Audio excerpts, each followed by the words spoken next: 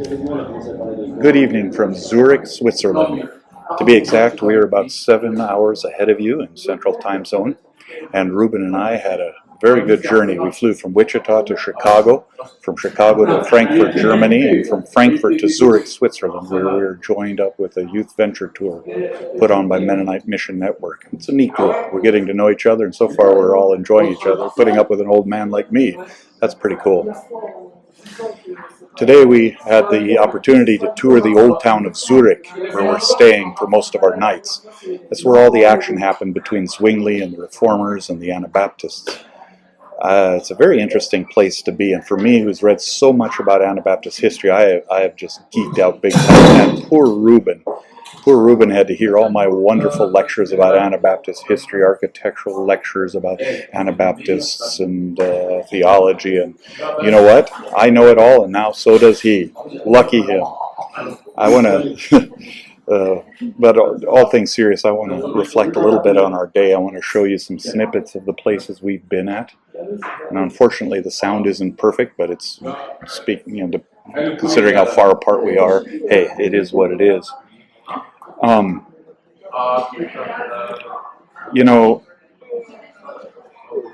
Every morning and every evening we get together and we reflect on what's happened, and we've been asking different questions. And so far we've been reflecting on two questions. The question is, what is the most dangerous thing in the world? Interesting question. And what is the good news? What is the gospel? And how are we willing to share that?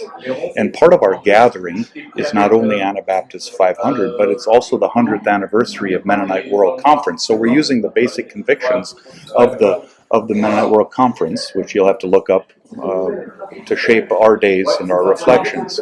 And that's been very meaningful so far, very meaningful. To do all of that and do that sort of reflecting in the context where Anabaptists were, argued, developed their theology, where they debated, where state and religion power mixed, clashed, and how they ended up as being tortured and martyred. And one of the things that's very interesting about this is exactly how religion and how the state power have mixed and how they clash, and where each group took their stand.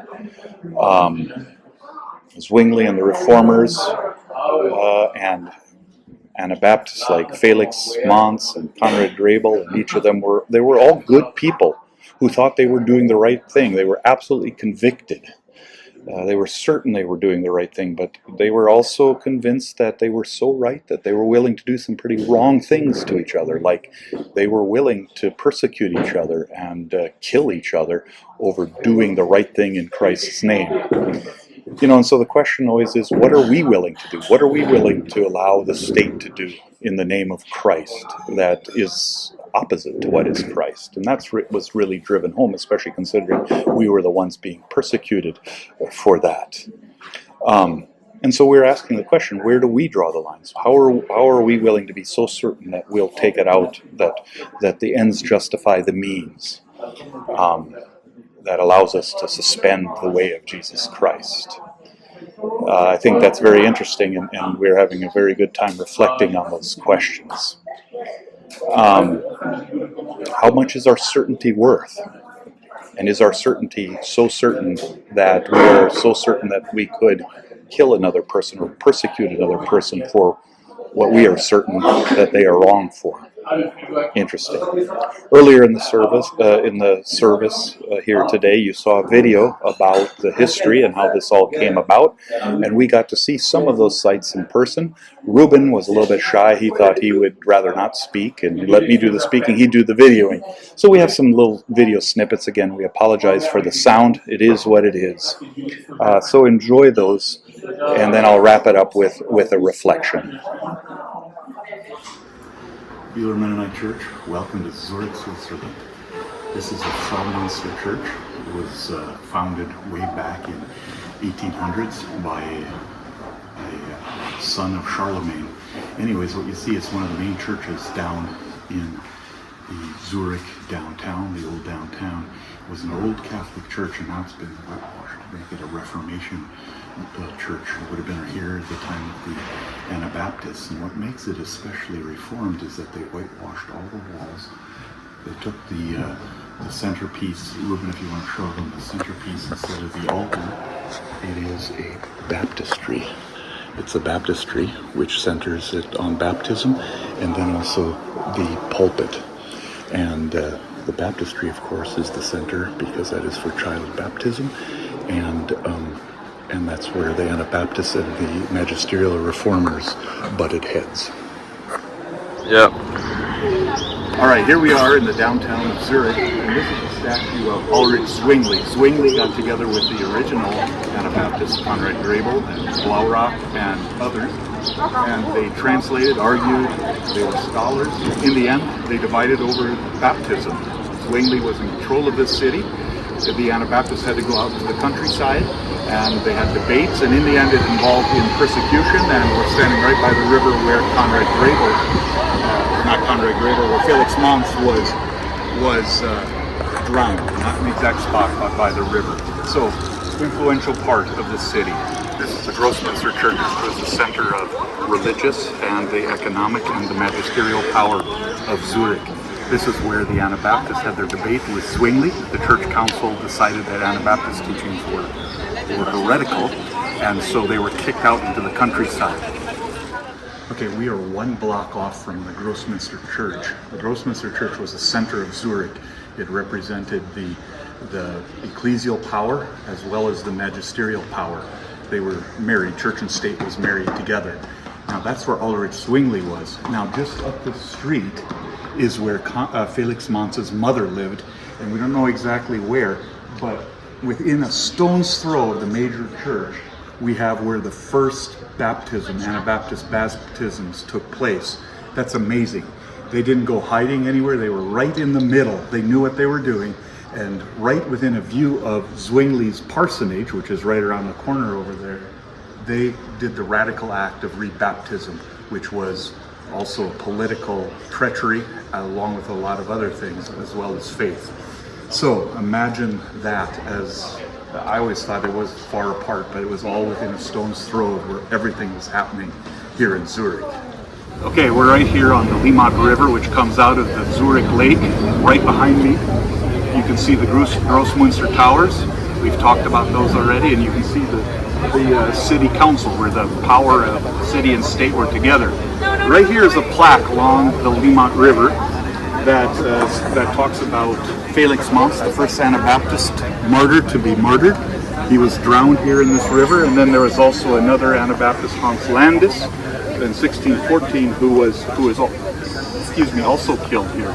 But you can see the scenic city of Zurich behind me, the river, where the first Anabaptist martyr was drowned in Felix Mons.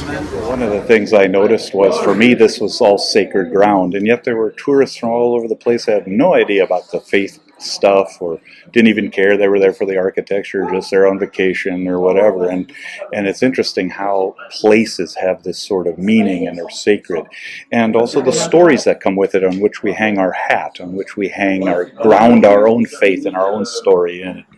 And it's just interesting how a certain place can have different meanings. One of the poems that was shared with us, or one of the points that was shared with us as we thought about what this all means for us, was a little quote by Ralph Waldo Emerson, and it goes like this, and I'll leave it with you to think about as well. Quote, "A person will worship something, have no doubt about that. We may think our tribute is paid in secret in the dark recesses of our hearts, but it will come out. That which dominates our imaginations and our thoughts will determine our lives and our character. Therefore, it behooves us to be careful what we worship, for what we are worshiping, we are becoming." Wow. Very, very interesting as we reflect on our own history and how it shapes how we see our God and how we worship God.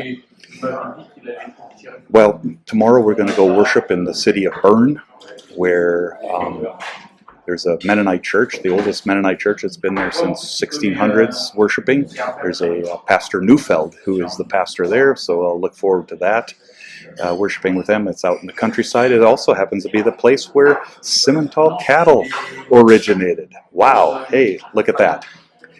And then by Thursday, we'll come together for the big worship service where all the Mennonites and Anabaptists will come together in the Grossmünster Church, which, by the way, was the place that Zwingli, as you heard, Zwingli debated the Anabaptists, and the city council said, no, Anabaptism is heretical, get out of the city walls, upon pain of imprisonment and then execution.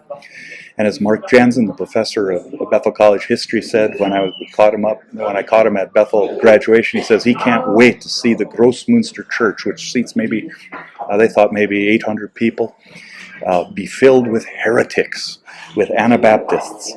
Would have Zwingli rolling and the city council rolling over in their grave. But on Thursday, it will be filled with Mennonites and Anabaptists, all who were kicked out of that same place 500 years ago. We're back. All right, I wish you all the best, and thank you for all your prayers and thoughts, and allowing me to take this vacation time and to be part of this, and it'll be something Ruben and I will not ever forget. Until next time, peace be with you.